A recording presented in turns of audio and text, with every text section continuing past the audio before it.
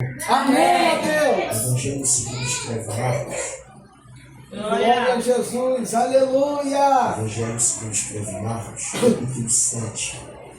Bendito é o teu Deus, nome, poder e Senhor. glória. Aleluia. Marcos, capítulo 7. Apenas o versículo 31. Aleluia. Suficiente para a nossa meditação, enquanto os irmãos localizam o texto bíblico. Deus fiel. Eu quero ser grato a Deus por esta oportunidade de estarmos reunidos, formando a Deus o corpo simpático. Ele é merecedor de toda a honra, Aleluia. de toda a glória, de todo o louvor. E como sempre, muito alegre, muito feliz nesta oportunidade de estar com vocês. E essa responsabilidade tão nobre que é compartilhada com o coração de vocês na palavra da parte de Deus. Deus seja louvado pela liderança imposta aqui nessa casa de oração, nesta igreja. Deus seja louvado pela vida do pastor José. Deus abençoe o Senhor toda a sua casa. Muito obrigado. Muito obrigado por me receber aqui com tanta calidez, pelo carinho a nós externado. Eu senti de verdade. Domingo à noite cheguei de um culto, na verdade. Estávamos atendendo uma viagem. Cheguei de viagem uma noite de casa, passando na rede social. Acabou, não sei se foi um Reels ou foi uma postagem dos cultos daqui dessa igreja. Meu coração queimou.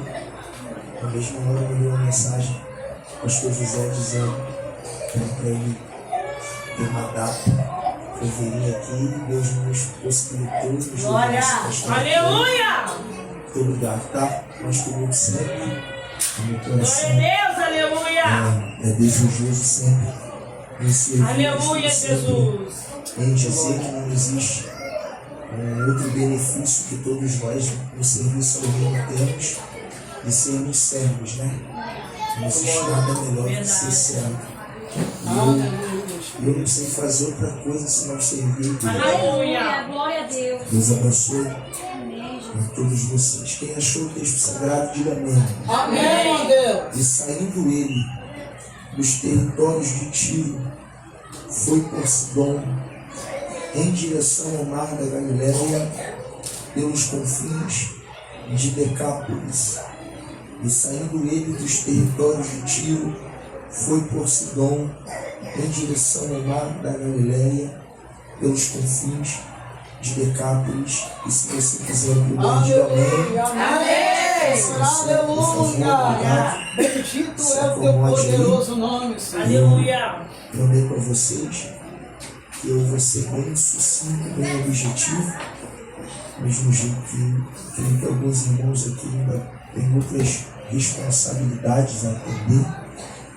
Eu também saio daqui, vou correr para um outro culto. Então, preste bem atenção em tudo aquilo que vai ser dito, tá bom? Para que você também possa ter certeza que Deus tem uma palavra para a gente. Esse texto que nós lemos, o capítulo 7 de Marcos, ele é um contexto que está referendando o ministério de Jesus. Se lermos a contextualização do capítulo 6 de Marcos, Jesus acabara de multiplicar pães e peixes nas extensões desérticas, atravessou a extensão do lago de Genezaré por sobre os águas, e diz a Bíblia que agora ele é recebido na casa de um judeu, nas partes boas de Jerusalém, para participar de uma mesa de comunhão. Alguns dos seus discípulos decidem assentar a esta mesa. E a Bíblia nos informa, a partir do versículo 1 do capítulo 7 de Marcos, que Jesus e os discípulos decidem assentar esta mesa, descumprindo uma tradição, chamada de tradição dos anciãos. Vale a pena a gente ressaltar que as tradições dos anciãos não eram lei de Deus. Lei de Deus são 613 preceitos, deixados a Moisés como regra de fé, também chamado pela cultura hebraica de mitzvah, sem ferir nada. Significa transliterado em mandamentos ou preceitos. Isso são leis de Deus, e essas leis eram divididas em 3 partes, segundo a fé judaica. Já a tradição dos anciãos foi um conceito de regra sociológica criada no período interbíblico, pois uma vez que a voz profética é silenciada, os anciãos entendiam que a nação de Israel não podiam ficar sem um refreio espiritual e social, porque já dizia as Escrituras que sem a profecia o povo corrompe.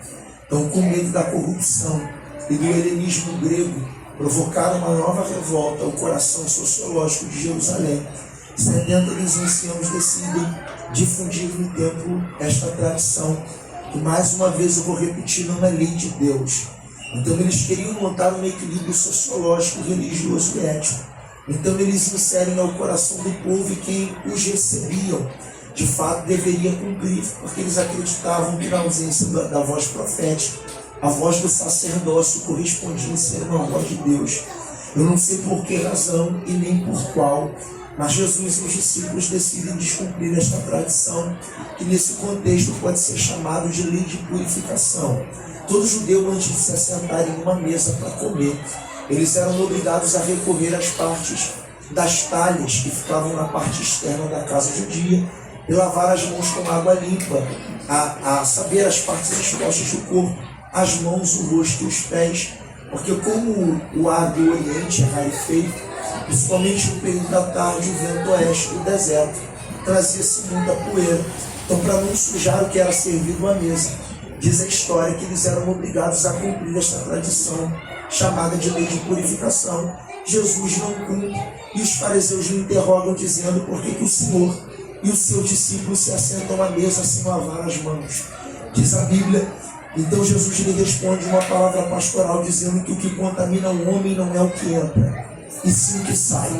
Porque é do coração do homem que provém os adultérios, as porfias, as prostituições, as emulações e contendas. Montando-se nessa contra-resposta, o que Jesus está interrogando os fariseus é que eles não estavam preocupados com a pureza do que era servido à mesa, até porque nesse mesmo contexto os fariseus são adjetivados por Cristo como hipócritas. E o que é ser hipócrita? Cobrar de alguém aquilo que não se põe em prática. Eles não estavam preocupados com a pureza da mesa. Eles queriam de alguma forma censurar a atividade do ministério de Cristo e aquilo que Cristo ordenava. Então, nessa contra-resposta, esse conceito de essência, que ficou conhecido nessa contra-resposta, era mais ou menos Jesus indagando aos fariseus o que era melhor: ter uma aparência de limpo do lado de fora, mas viver sujo e vazio do lado de dentro.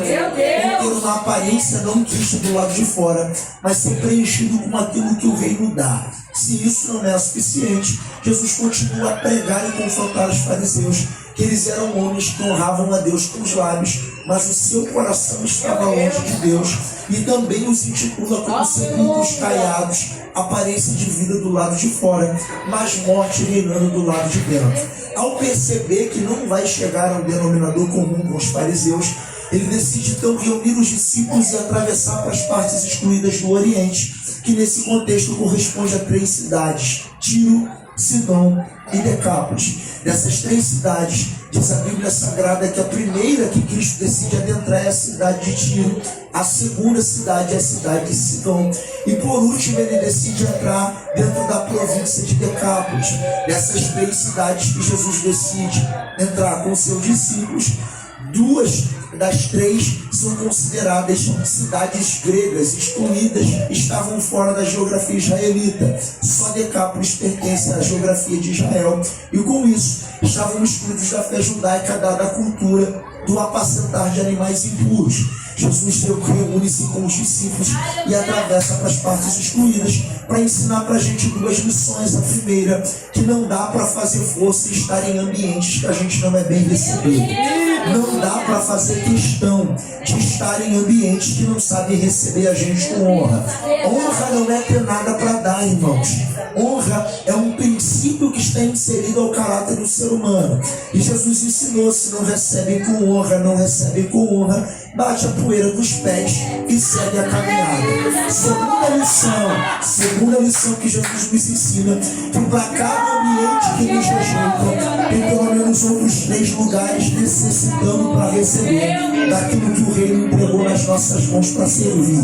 Quando Jesus chega em Tiro, segundo Marcos 7, versículo 24, ele é recebido na casa de um morador de Tiro, que e prepara uma mesa. Jesus se assenta e ele não quer que ninguém saiba que ali ele esteja. Porém, diz a Bíblia Sagrada que quando ele se assenta, uma mulher se apresenta no cenário, entra dentro de casa, se joga aos pés de Jesus, e quando se joga aos pés de Jesus, ela clama com um clamor específico, e o clamor é: Jesus, filho de Davi, tenha misericórdia de mim, porque minha filha está terrivelmente endemoniada em casa. Porém, quando nós olhamos o contexto de Mateus 15, versículo 21, o texto apresenta para a gente que essa mulher não espera Jesus adentrar em uma casa.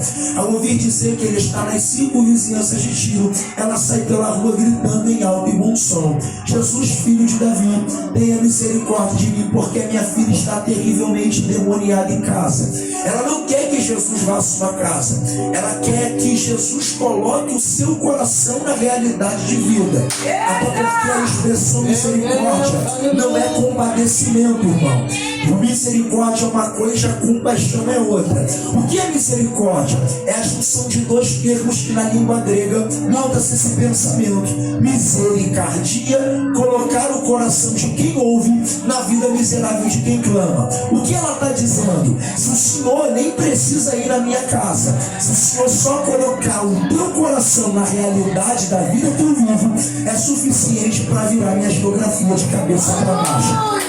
Os discípulos que não entendem de propósito olham para o Jesus e dizem: despede essa louca que vem gritando atrás da gente. Porém, quanto mais os discípulos tentam impedi-la, mais ela clama. E por que para os discípulos ela é uma louca? Porque quem não sabe o nível da necessidade, sempre haverá julgamento na hora da entrega. Para que dar glória desse jeito? Para que chegar num culto como esse? Para que romper uma tarde como essa? Só sabe o nível da entrega quem também sabe o nível da necessidade que precisa ser tratada. Ela não clama pela filha, ela clama por ela. Ela diz: ó, tem misericórdia de mim, porque a minha filha está terrivelmente endemoniada em casa. A filha não está possessa, a filha está oprimida. O que é possessão? Demônio atuando de dentro para fora. O que é opressão? Demônio de fora para dentro.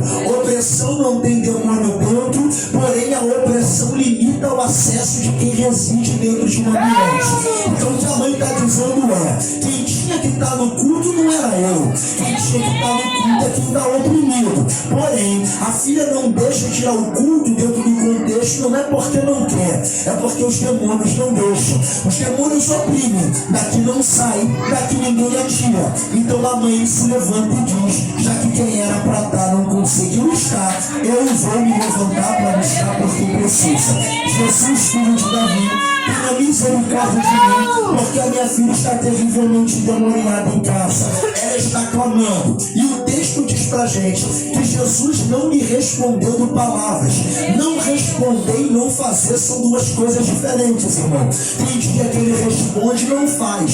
Tem dia que ele não responde, mas a sua mão já está trabalhando. Ele não responde e de forma indireta ele vai contra-responder o clamor dessa mulher. Não é lícito tirar o pão da boca dos filhos e entregar aos cachorrinhos. E Jesus está dizendo três coisas nessa resposta. Primeiro, a pão, que representa milagre, filho, que representa judeu, e o cachorrinho, que é a comparação da mulher e da cidade de Tiro, que era excluído da fé judaica. Então o que Cristo está dizendo é: eu não posso pegar o milagre, o pão, da boca de quem é filho judeu e te entregar só porque nessa tarde você veio me clamar. Se essa resposta fosse dada hoje, alguns de nós nem voltaríamos no culto que Jesus deu essa resposta, porque a comparação é pesada. Porém, ela dá uma réplica de resposta, porque quem deseja milagre tem que ser perseverante, e quem recebe esta resposta entende que precisa do milagre. Por que ela não vai embora?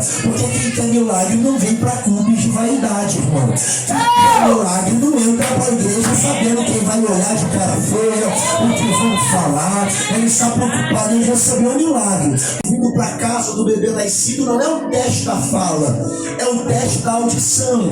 Porque se a audição estiver comprometida, a fala estará comprometida.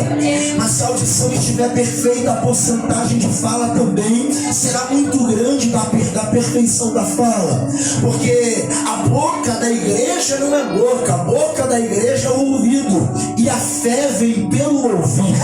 E ouvir a palavra de Deus. Ninguém se edifica falando, irmão. Nos edificamos ouvindo. Tiago disse que temos que ser sempre prontos no ouvir e tardios no falar.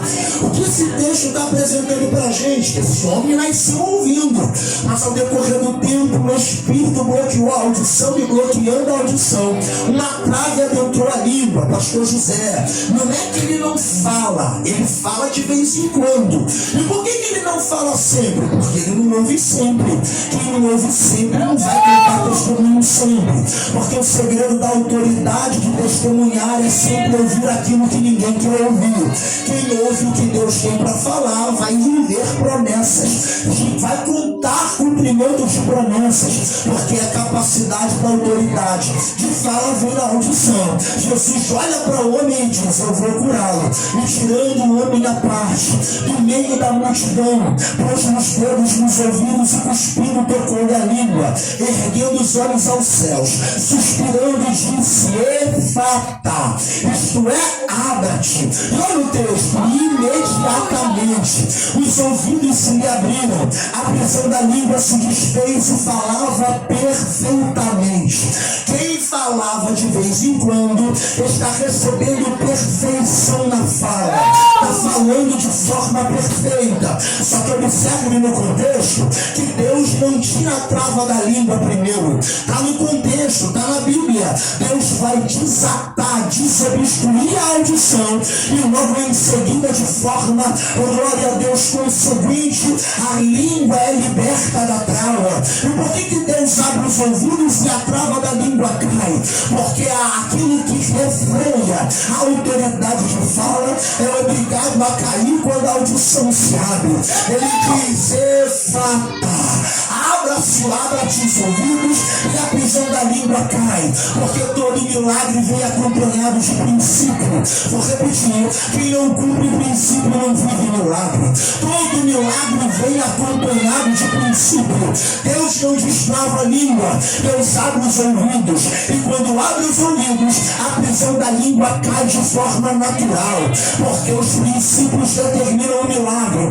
Efatá, isto é, abra-te. Imediatamente os ouvidos se lhe abriram. Eu não sei se vai dar para alguém da glória. A expressão efatá não é só uma sentença de abertura, porque quando lemos o texto de Marcos 7, 33 e 34 e vemos que Jesus liberou um suspiro efatá, nos traz a memória Jesus metendo a mão numa porta, abrindo a maçaneta da porta e fazendo com que a gente pudesse adentrar ou sair. Porém, a expressão efatá é muito mais do que uma sentença de abertura. A expressão efatá não vem de raiz grega nem hebraica, é uma sentença aramaica, etipatá, que traduzido sem ferir nada significa abrir para ninguém nunca mais fechar. Abrir para ninguém nunca mais fechar. A audição do homem estava aberta, mas a enfermidade fechou, o diabo fechou, e uma vez fechando, o que Jesus está fazendo é: se eu abrir, somente o diabo muda a fechadura e fecha de novo. Eu vou abrir para ninguém nunca mais fechar. Um dos grandes pensadores do primeiro século, chamado Pierre Bardet, ele conta pra gente numa devocional judaica, dizendo pro pastor José que quando Jesus libera efatá, é como se alguém com mais autoridade metesse o pé na porta. Jesus não pediu licença, porque contra o inferno não é pedir licença.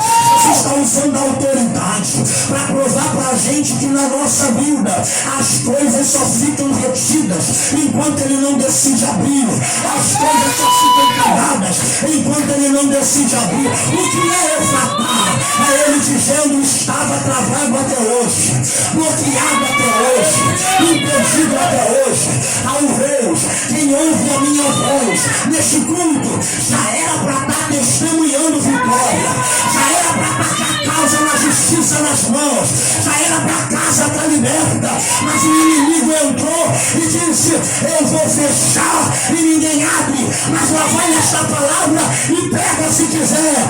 Antes desse semestre acabar, aquilo que é seu vai chegar nas suas mãos.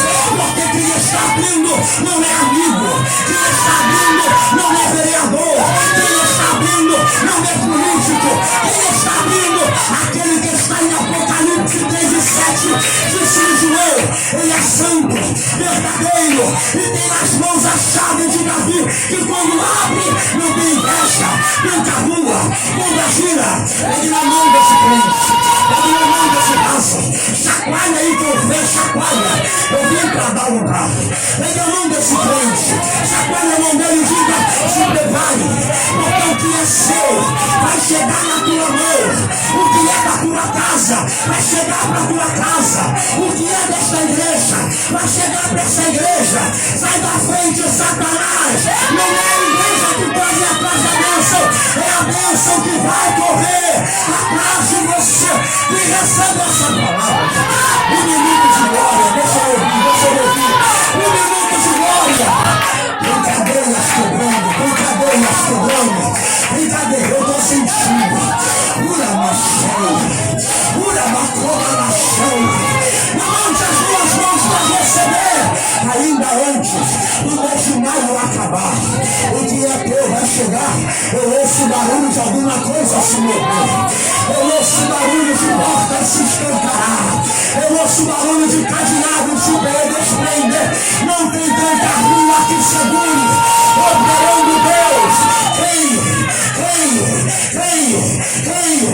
Não tem ninguém que impeça. A vitória já foi liberada. Eu sou pecado sério.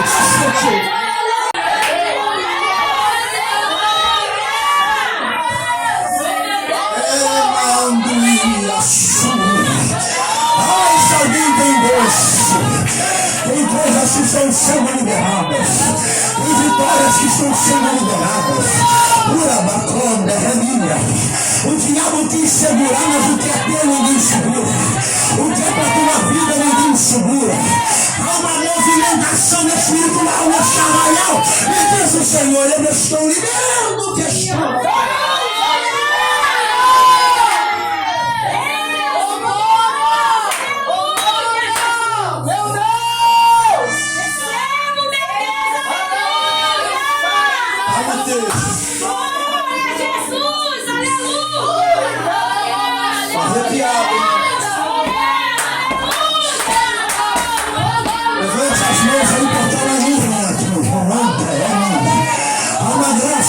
Sobre esse arraial, é tempo de enxugar as lágrimas, porque a glória da última casa, diz o Senhor, será maior do que a primeira. A promessa vai estar de pé ainda. O que Deus te prometeu vai chegar nas tuas mãos, está sendo destravado. Todo o impedimento está caindo por terra.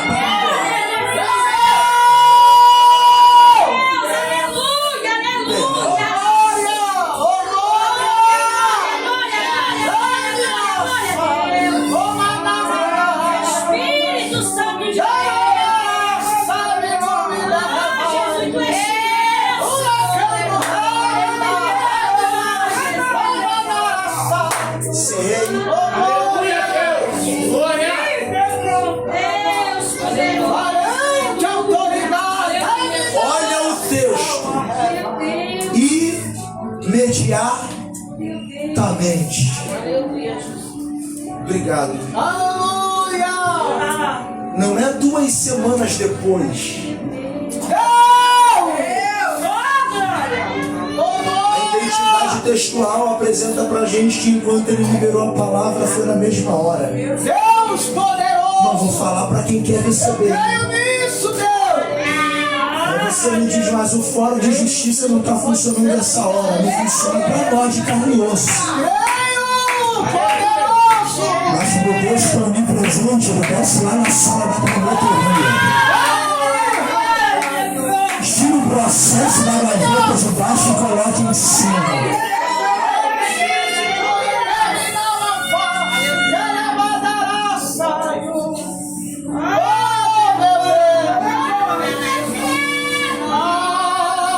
Espírito Jesus reúne os discípulos e diz: vamos para onde? A Decápolis. Você ainda tem que ouvir de mim, irmãos?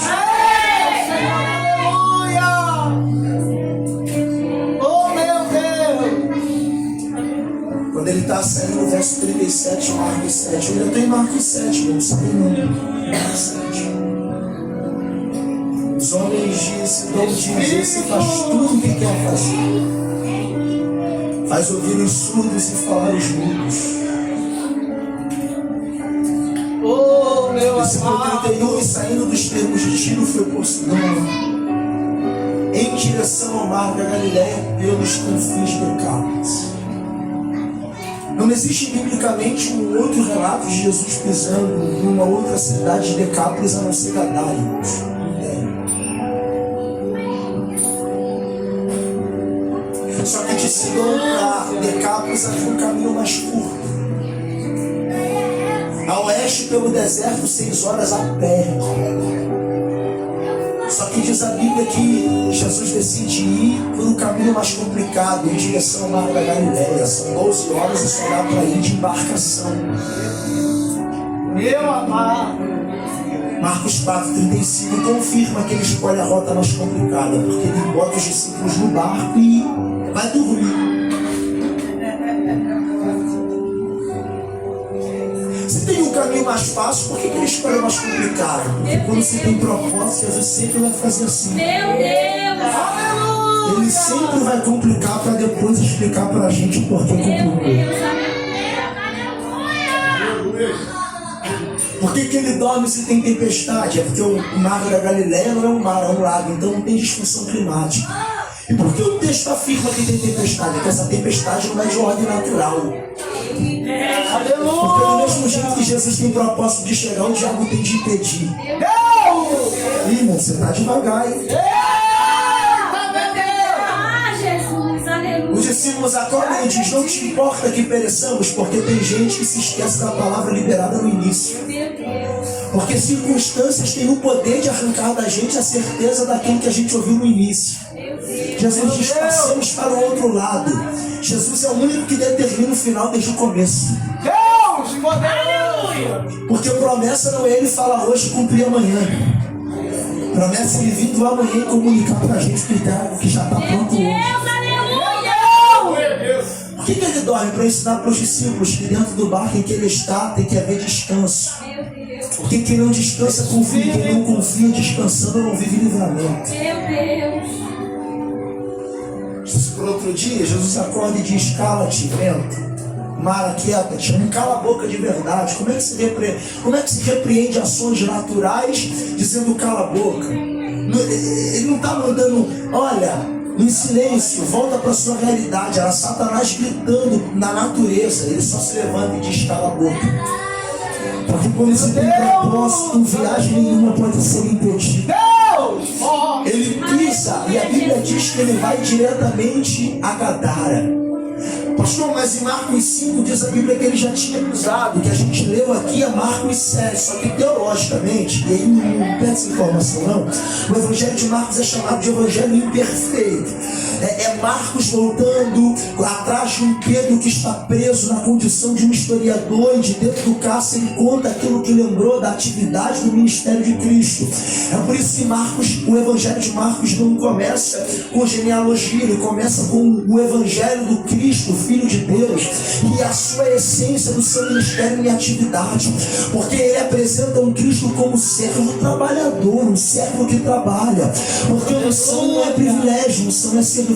Quanto mais o dia irmão, você está devagar, né?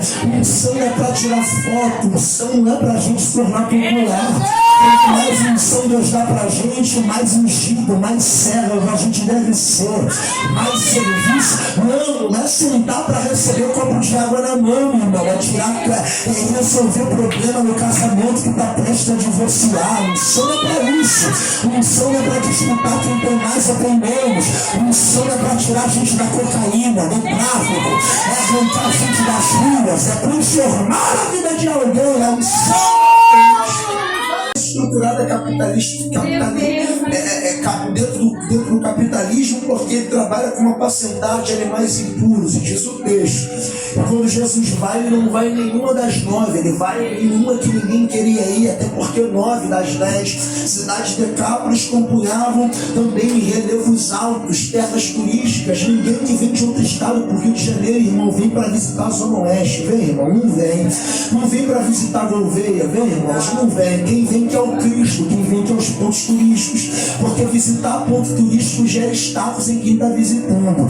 E por que Jesus abre mão de visitar as 9 cidades que todo mundo ia? Para ensinar para os discípulos que pisar onde todo mundo vai é mole demais. Ele quer entrar onde ninguém entra, mexer onde ninguém mexe, cuidado que ninguém cuida.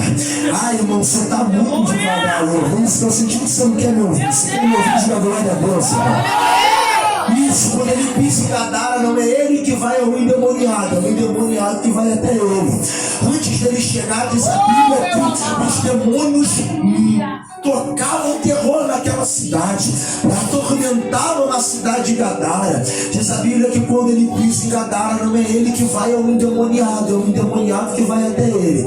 E o clamor dizendo que temos nós contigo, Filho do Deus Altíssimo, conjuro-te que não nos atormentes.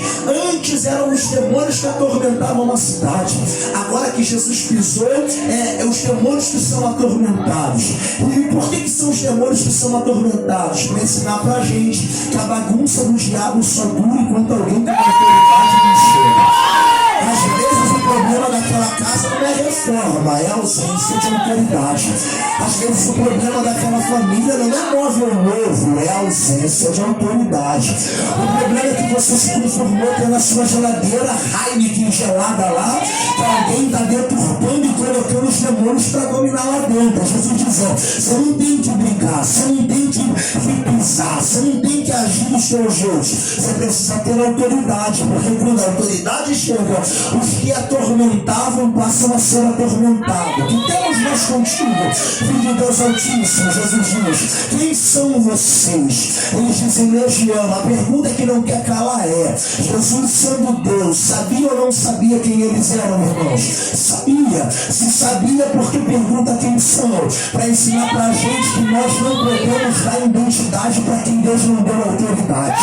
Vou repetir, a gente não pode dar identidade para quem o reino dos céus não deu autoridade. Quem são vocês? Eles revelam, legião, porque somos muitos. Jesus diz, sai deles. A legião diz, a gente gosta daquilo, mande que a gente entre nos porcos, não nos mande embora. Jesus diz, então seja feito, entra nos porcos. E diz a Bíblia que quando a legião entra nos porcos, a manada estoura, vai em direção ao precipício, cai no mar. E quando cai no mar, todos os porcos morrem. Sim ou não, igreja? Todos os porcos morrem, ao ponto de modo que os pastores de Gadara se levantam endemoniados, pastor José, e querem expulsar Jesus da cidade. E por que eles querem expulsar Jesus? É que os pastores em Gadara estavam acostumados a perder a alma e não porco. Vou repetir, em Gadara eles estavam acostumados a perder a alma e não porco, porque quem valoriza porco sacrifica a alma. Porém, Jesus com o reino se manifestou, dizendo, já que ninguém valoriza a alma, eu prefiro ver empresa quebrada do que alguém que tem promessa de ser na sepultura. Oh, glória a Deus. Em sério, o Artimani conta pra gente que toda legião tem pelo menos 3 campos de atuação. Primeiro, possessão. Toda legião quer possuir o corpo. Segundo, verbalização. Toda legião quer verbalizar no corpo. Terceiro, toda legião quer executar, porque depois de possuir e verbalizar no corpo que está possuído, ela quer executar este corpo. Porém, se lermos Mateus 8, versículo 28, ao pisar na província dos Gadarenos, a Bíblia nos informa que não é mais um endemoniado, são 2. São 2 endemoniados que vêm ao encontro de Jesus. E por que são 2? Porque tudo que não é tratado ganha brecha de legalidade. O propósito da legião não é matar uma pessoa, ela quer entrar em um e através de um entra em outro. Daqui a pouco domina a casa, da casa a rua, da rua ao bairro, do bairro à cidade, da cidade ao município, do município ao estado, do estado à nação, e assim sucessivamente. Porém, Jesus pisa e os 2 endemoniados vêm gritando, pastor José, que vieste antes do tempo para nos atormentar, Jesus, Filho do Deus Altíssimo, vieste antes do tempo para nos atormentar. O que eles clamam, vieste antes do tempo, é que na cabeça da legião Jesus chegaria, só não contava de ser naquele dia. Olha o texto, diz a Bíblia que quando ele expulsa a legião do osso, a manada entra nos porcos, os porcos caem no mar e morrem. Morre ou não morre, irmão? Claro que morre. Se morrem os porcos naquele dia pela libertação, isso comprova pra gente, biblicamente, que se Jesus não chega naquele dia não era dia de porcos morrerem, era uma família velando luto, era uma casa chorando luto, o laço já estava armado, a cova já estava aberta, a sepultura já tinha sido cavada, e a legião disse: hoje a gente mata esse. Porém, diz a Bíblia que Jesus decidiu chegar primeiro. E por que ele pisa primeiro? Porque na cabeça da legião ele veio antes do tempo.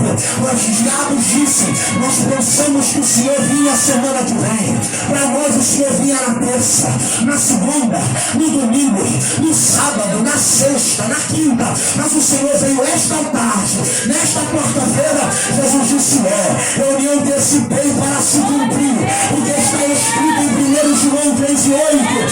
Para isto se manifestou o Filho de Deus, para desfazer todas as obras do diabo, segundo a regra teológica na Bíblia Sagrada e no ministério de Cristo. Jesus é o oposto do que o diabo é e faz o oposto do que o diabo faz. Se o diabo quebra, Jesus restaura. Se o diabo mata, Jesus dá vida. Mas se Jesus é o oposto, se o diabo arma o laço, o meu Jesus se manifesta para cortar. Eu vim profetizar, pode ficar tranquilo, porque 2025 toda notícia de luto está impossibilitada pelo reino de chegar na tua casa. Ninguém morre, ninguém sofre, enfermidade não chega. E por que não?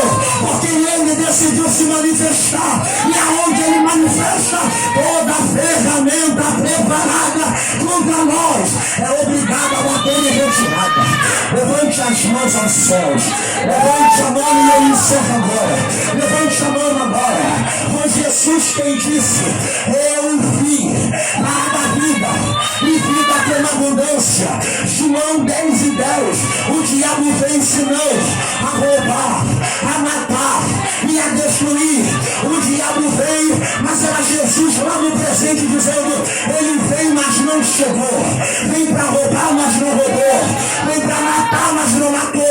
Vem para destruir, mas não destruiu. E por que ele não vai fazer nada? Jesus disse: porque eu vim para dar vida. Cheguei primeiro, estou na casa. O que é seu, e o inferno. Casa e também aqui está na rua, mas o corpo está preso. Aleluia!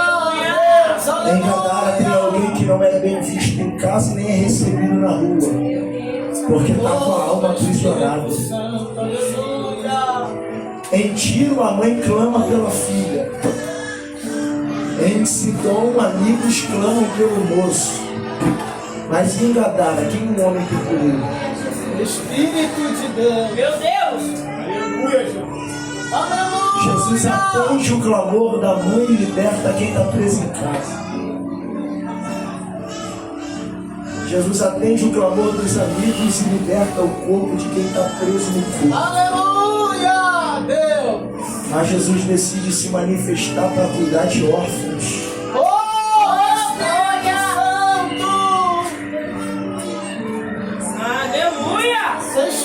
Quem não tem ninguém também não fica sem milagre. Eu estou me levantando hoje, diz o Senhor. Aleluia, Deus. Primeiro Crônicas, capítulo 13. Espírito de Deus. Diz a Bíblia que quando Davi acha a arca em Kiriat Jearim, na casa de Abinadab, ele festeja. Ora, são 40 anos em que a presença está fora de Deus, tu és poderoso, Senhor. Eu observo aqui. Ele faz uma carroça de bois que nunca havia sido feita, montada, usada. Coloca a arca sobre o carroção do boi e manda trazer, diz a Bíblia em 2 Samuel 6, que quando chega na ilha de Nacon, os bois tropeçam e saem fulminados. Porque um momento de alegria, de festejo, tirou do rei a sensatez do cumprir de princípios. É Deus quem estabeleceu que a arca tinha que ser manuseada pelos levitas. Porque a festa tem o poder de arrancar da gente os princípios. É verdade. Quando Uzá morre, é Deus dizendo a Davi, todas as vezes que você descobriu um princípio que não tem nada a ver. Oh, meu Deus! Aleluia. Só que diz a Bíblia em 1 Crônicas 13, 9, não sei se alguém vai pegar, que chegando na eira de Quidom, Espírito Santo. em 2 Samuel 6 é a eira de Nacon, 1 Crônicas 13, 9 é a eira de Quidom. É a mesma geografia, só muda o nome. O que é a eira de Nacon? Na etimologia, lugar onde tudo cai. Espírito de Deus. O que é a eira de Quidom? Dardo de arremesso, ou lugar de subida de nível. Aleluia! Diz a Bíblia em 1 Crônicas 13 que Davi temeu de levar a arca para a cidade de Davi, mas fez chegar. Isso aqui não é ação permissiva, não tinha outro lugar para a arca estar. Coloca uma arca na casa de um camponês chamado Obed-Edom. Eu queria ter tempo para explicar a linhagem. Obed é o nome, Edom é a geografia onde ele mora. Provavelmente um levita amaldiçoado, sempre desejou que estar no templo, mas não podia por causa da maldição. Depois de tropeçarem, era Deus ensinar o rei: eu vou chegar lá, mas antes de chegar lá eu preciso transformar a maldição em Meu bênção. Deus! Eita, varão! Porque o ambiente que foi queda para uns não vai ser queda para alguém. Oh, glória! Eu creio, Deus! Quando o assunto é presença, Deus está dizendo que a queda para uns é subida de nível para a vida de outros.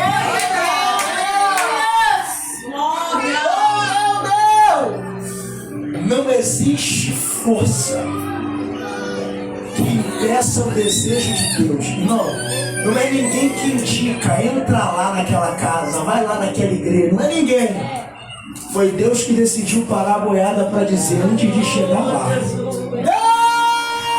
eu preciso pisar aqui primeiro. A arca fica 3 meses na casa de Obed-Edom. Irmão, são 3 meses para os levitas saírem lá da cidade de Davi para buscarem a arca. 3 meses foi o suficiente para quê? Para abençoar tudo que tinha. A arca não dá coisa nova, a arca abençoa o que tem. Meu Deus! Você não pegou? Meu Deus! Porque quando Deus decidir virar cativeiro, coisa nova é só consequência. Mas primeiro, ele quer potencializar aquilo que você já tem.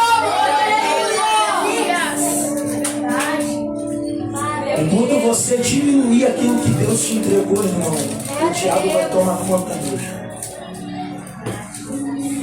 Mas quando você disser: Senhor, só tem uma botija, Aleluia! é melhor ser botija cheio do que vaso vazio. Eu encerro: em ti está preso em casa, se a hoje está depressiva. Sidão está preso no corpo, Gadara está preso na alma. E Jesus provou para a gente que não importa a forma da cadeia, Aleluia! ele sempre libera o alvará de soltura, independente da prisão. Creia que Aleluia! você precisa, às vezes, estar disfarçado de pequeno. Creia que tu estava travado, Jesus está. Eu creio, Deus, eu creio. E creia que os demônios só fazem bagunça enquanto quem tem autoridade não chega. Eu creio, Espírito. Quero orar: Senhor, obrigado por esta tarde, por esta Oh, meu amado. Obrigado, obrigado por meu. este povo, obrigado por esta casa de oração, por esta igreja. Obrigado pelos líderes desta casa. Deus, que o teu nome é glorificado aqui. Ser conosco, Senhor, e cumpra em nossas vidas toda sorte de bênçãos, toda palavra que foi Obrigado, pregada, meu amado. tudo que for profetizado, Senhor, cumpra para a glória do teu nome, é o que te pedimos no nome de Jesus. E você que recebeu essa palavra disse: Amém. Glória a Jesus. Deus abençoe. Até a próxima.